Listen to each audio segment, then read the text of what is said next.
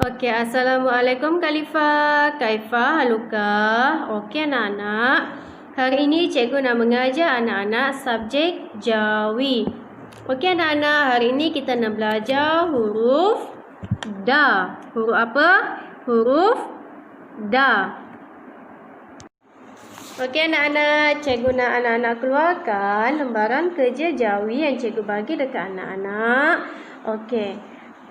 Cikgu nak anak-anak tuliskan huruf Da pada kotak yang kosong.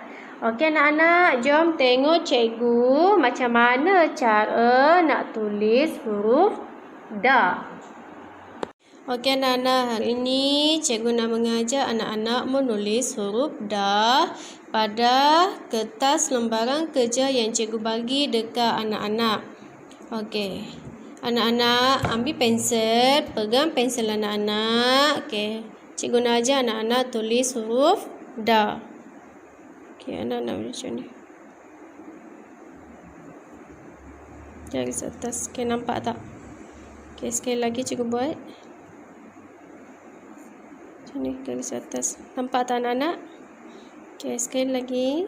Cikgu pegang pensel buat macam ni. Okey, anak-anak selamat mencuba.